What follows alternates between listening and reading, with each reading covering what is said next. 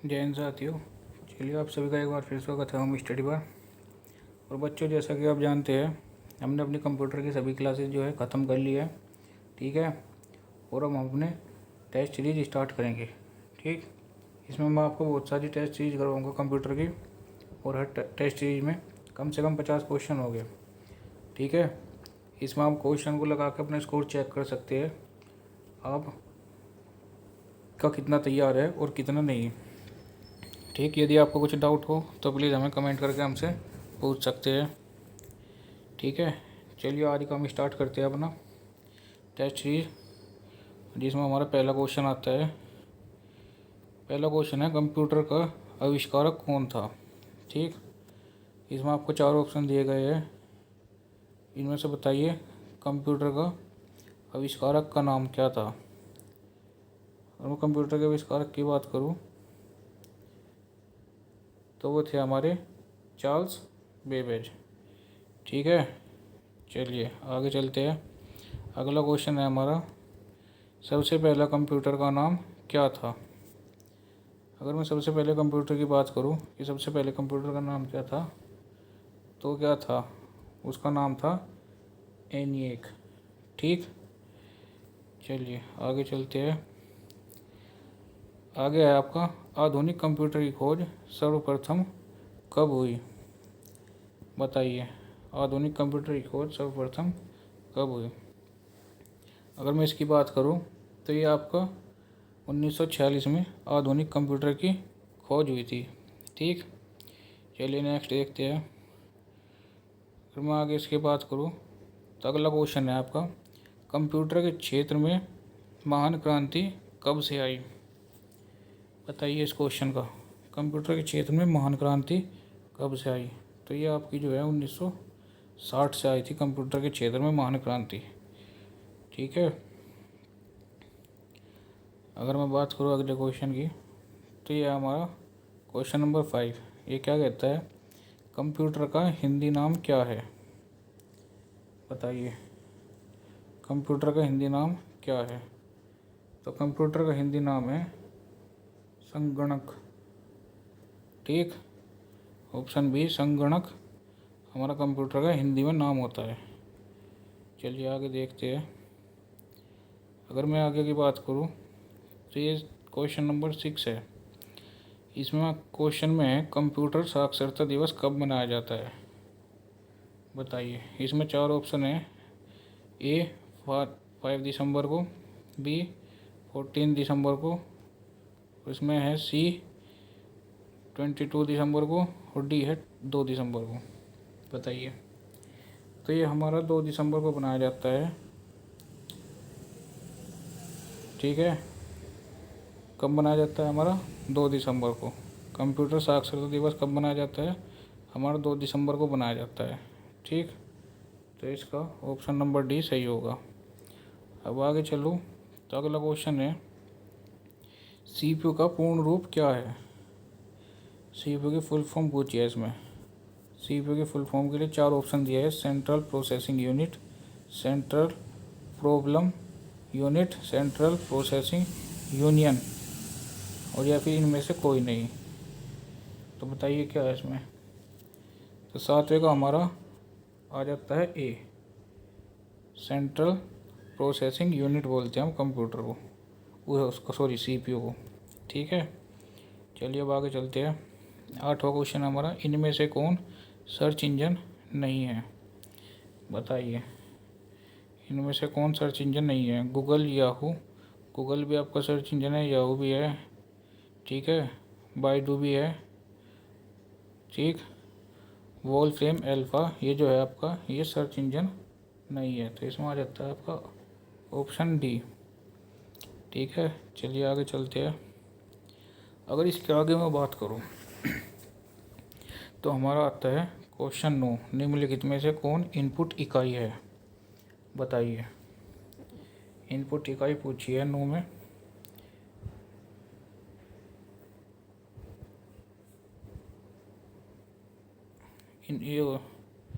इनमें से एक क्वेश्चन गलत है। इसमें से है क्वेश्चन, इनमें से कौन इनपुट इकाई नहीं है। ठीक। माउस भी आपका इनपुट है, कीबोर्ड भी आपका इनपुट दिया जाता है, स्कैनर से भी आप इनपुट देते हैं, ठीक है। नहीं ये ठीक है, ये सभी जो है आपकी इनपुट इकाई है, ठीक। चलिए आगे चलते हैं। इसके आगे मैं बात करूं तो क्वेश्चन 10 आता है हमारा, 1 किलोबाइट कितने बाइट के बराबर होता है? बताइए। 1024 बाइट, 1024 मेगाबाइट, 1024 गीगाबाइट या डी इनमें से कोई नहीं? तो इसका आंसर हो जाएगा हमारा ए, 1024 बाइट, ठीक। ये आपके बेसिक से रिलेटेड क्वेश्चन है ज़्यादातर इसमें, और इनसे भी क्वेश्चन पूछे जाते हैं एग्ज़ाम में, ठीक। ये पीडीएफ मैंने आपके एग्ज़ाम के हिसाब से ही बनाई है, ठीक है। अगर मैं क्वेश्चन 11 की बात करूँ तो क्वेश्चन 11 में कहता है 1 मेगाबाइट कितने बाइट के बराबर होता है? बताइए। तो 1 मेगाबाइट जो है आपका 1024 किलोबाइट के बराबर होता है, ठीक, केबी के। चलिए आगे चलते हैं। अब इसने 1 गीगाबाइट पूछा है। 1 गीगाबाइट की अगर मैं बात करूँ तो 1 गीगाबाइट में आपकी 1024 MB होती है, ठीक। ये इसके बराबर होता है।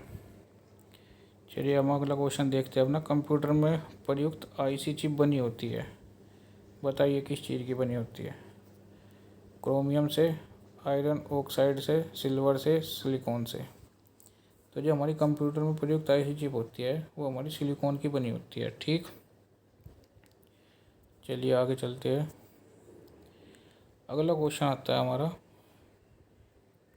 अगला क्वेश्चन क्या कह रहा, इंटरनेट के पते में पद HTTP का सही विस्तृत रूप क्या है? बताइएगा। HTTP का सही विस्तृत रूप, hyper text transfer protocol, hyper transfer text protocol, hybrid text transfer protocol या फिर आपका हाइपर टेक्स्ट ट्रांसफ़र प्रोटोकॉल।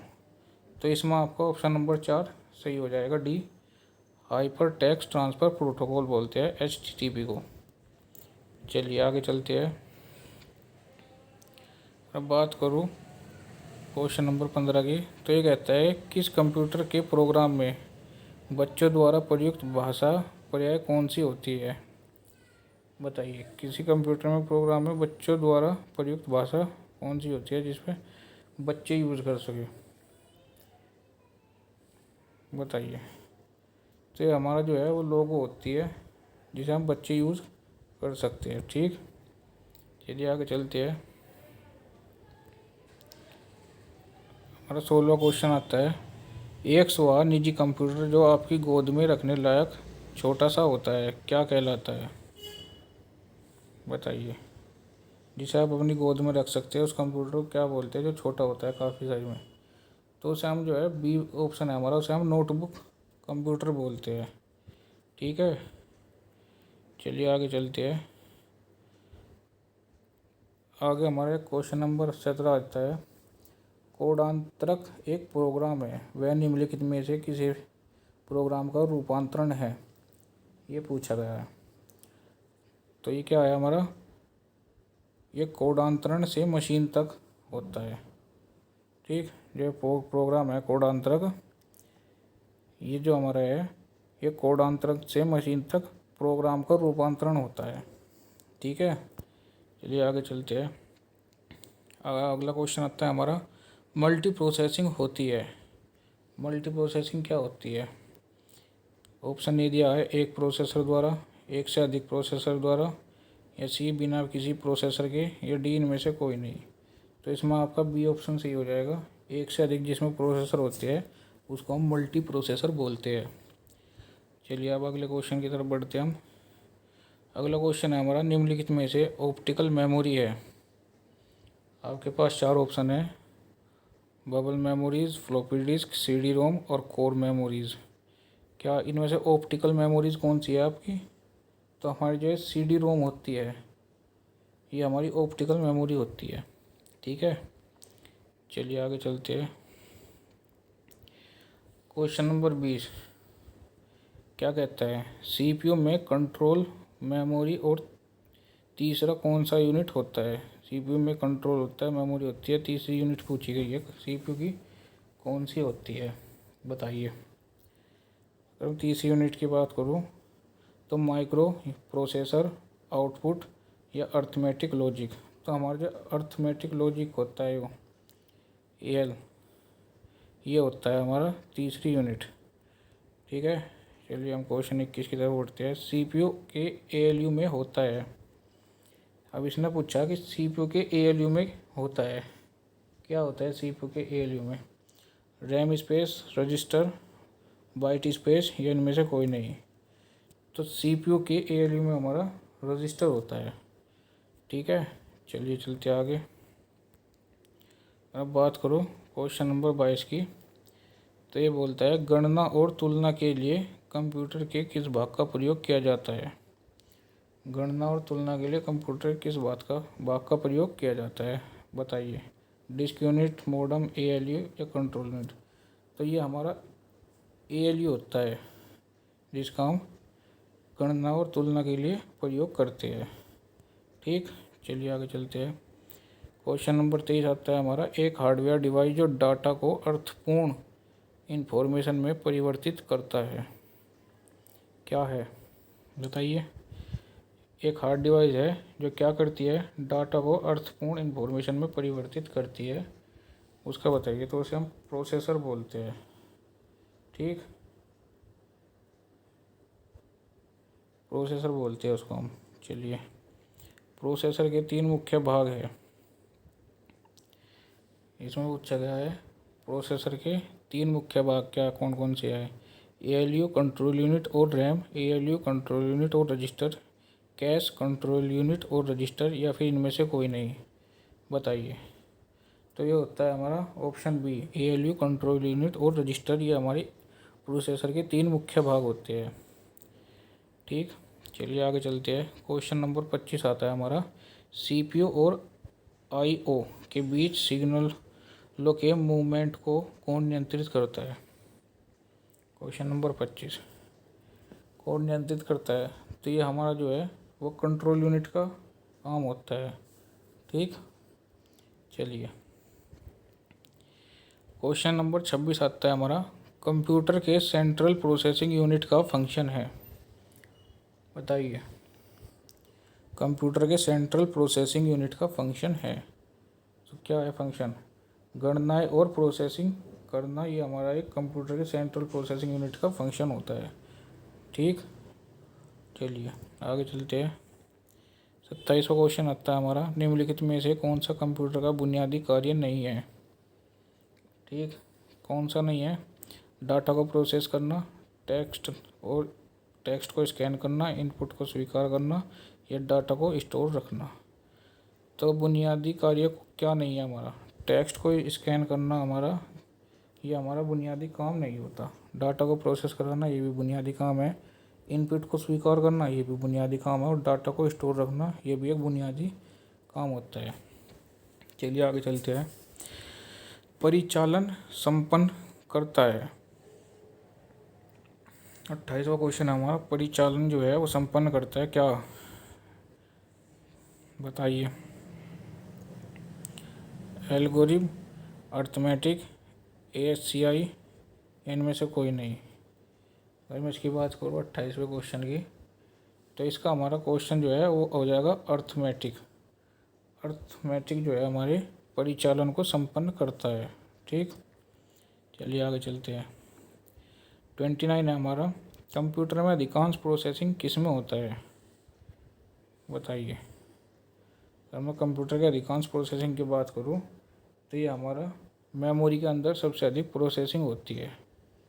ठीक है, चलिए अगला क्वेश्चन है, कंप्यूटर निम्नलिखित में से कौन सा कार्य नहीं करता है, बताइए। कौन सा कार्य कंप्यूटर नहीं करता? प्रोसेसिंग, अंडरस्टैंडिंग, इनपुटिंग, आउटपुटिंग, बताइए। तो अंडरस्टैंडिंग को हमारा कंप्यूटर नहीं करता, प्रोसेसिंग करता है और इनपुट आउटपुट भी करता है। अगर मैं इससे आगे की बात करूँ तो 31 हमारा क्वेश्चन आता है, ये कहता है मुख्य मेमोरी किसके समन्वय से कार्य करती है? ठीक, क्या कहता है 31वां क्वेश्चन कि मुख्य मेमोरी किसके समन्वय से कार्य करती है। इसमें ऑप्शन दिए गए, ए है इंटेल, बी विशेष कार्य कार्ड, सी रैम और डी सीपीयू। तो कंप्यूटर की प्रमुख मेमोरी जो है किसके समन्वय से कार्य करती है, तो वो हमारा जो है सीपीयू के समन्वय से कार्य करती है। ठीक, चलिए आगे चलते हैं। नेक्स्ट क्वेश्चन हमारा आता है 32। ये क्या कहता है, माइक्रो प्रोसेसिंग जो कंप्यूटर का मस्तिष्क होता है उसे कहा जाता है। बताइए, माइक्रो प्रोसेसर जो कंप्यूटर का मस्तिष्क बोला जाता है उसे क्या कहते हैं, ये पूछा गया है। तो सॉफ्टवेयर, माइक्रोचिप या सभी कथन सत्य है। बताइए इनमें से क्या होगा। तो अगर मैं बात करूँ 32 क्वेश्चन की, तो इसका आंसर हो जाएगा माइक्रोचिप। ठीक, इसे हम कंप्यूटर का मस्तिष्क कहते हैं। चलिए आगे चलते हैं अपने 33 पर। कंप्यूटर द्वारा प्रोड्यूस किया गया परिणाम है। 33 क्वेश्चन क्या कह रहा है हमारा, कंप्यूटर द्वारा प्रोड्यूस किया गया परिणाम है। क्या है परिणाम, मेमोरी, डाटा, आउटपुट और इनपुट। तो जो कंप्यूटर हमें प्रोड्यूस करता है वो हमें आउटपुट देता है। ठीक है, चलिए आगे चलते हैं। इनपुट का आउटपुट में रूपांतरण किया जाता है। बताइए, मेमोरी द्वारा, सीपीयू द्वारा, इनपुट और आउटपुट द्वारा, पेरिफेरल्स द्वारा। बताइए इसका क्या होगा। तो अगर हमारे जो इनपुट को आउटपुट में बदलने का काम करता है वो हमारा क्या कौन करता है, सीपीयू करता है। ठीक है, चलिए आगे चलते हैं। क्वेश्चन नंबर 35, प्रोसेस्ड डेटा को कहते हैं। प्रोसेस्ड डेटा किसको कहते हैं, आउटपुट, प्रोसेस, इनपुट या सभी। तो प्रोसेस्ड डेटा जो है हमारा प्रोसेस को बोला जाता है। ठीक है, किसको बोला जाता है, प्रोसेस को। चलिए आगे चलते हैं। सीपीयू का मुख्य घटक है। Question number 36, control unit, memory, arithmetic, logical unit, ALU. तो मेमोरी भी सीपीयू के अंदर होती है, कंट्रोल यूनिट भी सीपीयू के अंदर होती है और अर्थमेटिक, लॉजिकल यूनिट भी कंप्यूटर के अंदर होती है। तो इसका मतलब आ जाएगा ये सभी। ठीक है, चलिए अगला क्वेश्चन देखते हैं। अगला क्वेश्चन है हमारा, कंप्यूटर की क्षमता है। अगर मैं क्वेश्चन नंबर 37 की बात करूँ तो कंप्यूटर की क्षमता पूछी गई है। इसमें 4 ऑप्शन दिए गए आपको, निम्न, उच्च और सीमित या असीमित। अगर मैं क्वेश्चन नंबर 37 की बात करूँ तो इसमें हमारा ऑप्शन सी जो है वो सही हो जाएगा, सीमित। क्या है, क्या होती है, कंप्यूटर की क्षमता हमारी सीमित होती है। ठीक, चलिए अगला क्वेश्चन देखते हैं। अगले क्वेश्चन में क्या कहा गया है। अगला क्वेश्चन कहता है, कंप्यूटर को किस प्रकार की बुद्धि की संज्ञा दी गई है। अब बात करूँ क्वेश्चन नंबर 38 की, तो ये हमारा है कृत्रिम बुद्धि की संज्ञा दी गई है कंप्यूटर को। ठीक है, चलिए नेक्स्ट देखते हैं। 39, मनुष्य की स्मरण शक्ति कंप्यूटर की तुलना में होती है।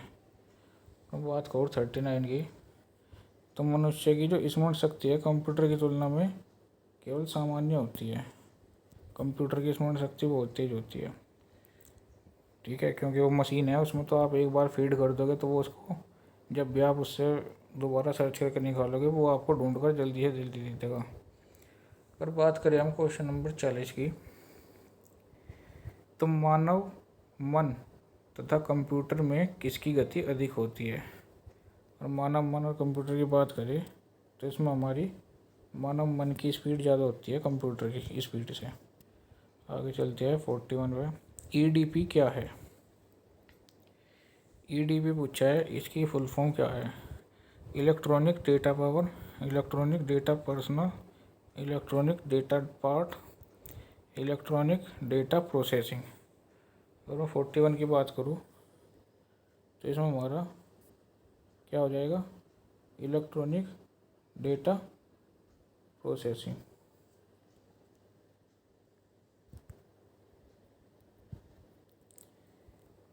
ठीक है, क्या होता है ईडीपी। जो आपका ईडीपी होता है वो आपका इलेक्ट्रॉनिक डेटा प्रोसेसिंग होता है। चलिए आगे चलते हैं। कंप्यूटर में सूचना किसे कहा जाता है? और बात करें हम 42, कंप्यूटर में सूचना किसे कहा जाता है? डेटा को, संख्या को, एकत्रित डेटा को, या इन सभी को? तो हमारा, अगर मैं डेटा की बात सूचना की बात करूं तो एकत्रित डेटा को कहा जाता है। इसका ऑप्शन सी सही होगा। कंप्यूटर में सूचना जो है वो एकत्रित डेटा, जो उसके अंदर डेटा इकट्ठा है उसको सूचना बोला जाता है। ठीक है, चलिए नेक्स्ट देखते हैं। कंप्यूटर में डेटा किसे कहा जाता है? सूचना की बात होगी, अगर बात करें हम कंप्यूटर में डेटा किसे कहा जाता है, और ये है चिन्हों को, संख्याओं को, दी गई सूचनाओं को। ये डी आता है चिन्ह व संख्यात्मक सूचना को। बताइए कंप्यूटर में डेटा किसे कहा जाता है? तो ये हमारा होता है चिन्ह व संख्यात्मक सूचना जो है, इसको हम कंप्यूटर में डेटा बोलते हैं। ठीक है, चलिए नेक्स्ट देखते हैं। इनपुट का आउटपुट से रूपांतरण किसके द्वारा किया जाता है? ठीक, इसमें 4 ऑप्शन दिए गए आपको। एक है आपका ए मेमोरी, दूसरा है स्टोरेज, तीसरा है सीपीयू, और आपका चौथा है इनपुट आउटपुट यूनिट। तो इनपुट का आउटपुट में रूपांतरण जो है आपका, अभी बताया भी था मैंने, इस क्वेश्चन शायद रिपीट हुआ है। तो ये आपका सीपीयू द्वारा किया जाता है। ठीक है, चलिए नेक्स्ट देखते हैं। कंप्यूटर में जाने वाले डेटा को क्या कहा जाता है, या कंप्यूटर में जाने वाले डेटा को क्या कहते हैं? बताइए। Algorithm, input output, calculations. ठीक, तो क्या बोला जाता है कंप्यूटर में जाने वाले डेटा को? तो कंप्यूटर में जाने वाले डेटा को इनपुट बोला जाता है। ठीक, चलिए नेक्स्ट देखते हैं। डेटा प्रोसेसिंग का अर्थ क्या है? अगर हम बात करूँ डेटा प्रोसेसिंग की, तो डेटा प्रोसेसिंग गणना कार्य करना, डेटा का संग्रहण करना, कंप्यूटर की कार्यप्रणाली, या फिर डी वाणिज्यिक प्रयोग के लिए जानकारी तैयार करना। ठीक है, बताइए डेटा प्रोसेसिंग का अर्थ क्या है? 46 का आंसर कीजिए। तो ये हमारा हो जाता है वाणिज्यिक उपयोग के लिए जानकारी तैयार करना, ये डेटा प्रोसेसिंग का अर्थ होता है।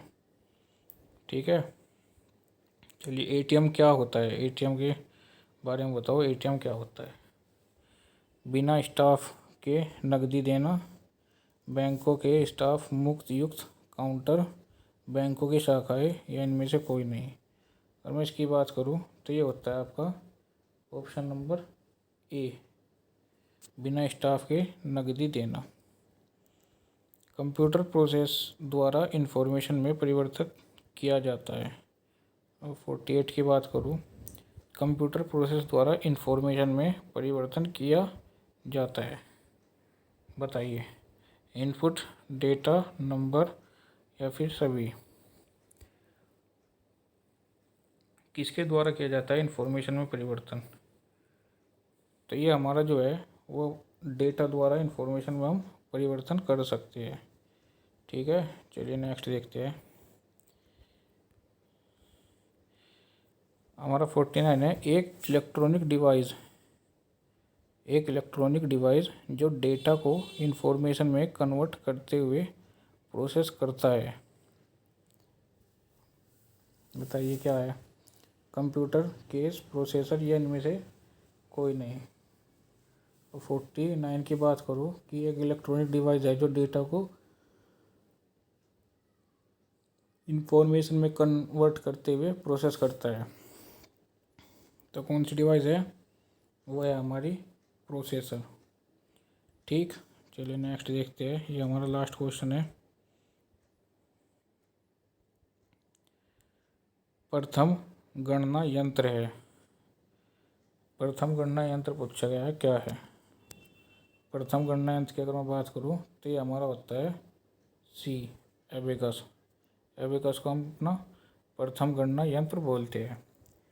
ठीक है बच्चों, इसमें हमने अपने 50 क्वेश्चन कंप्लीट किए हैं जल्दी जल्दी से, और मैंने आपको बीच में टाइम भी दिया है 4-5 सेकंड का।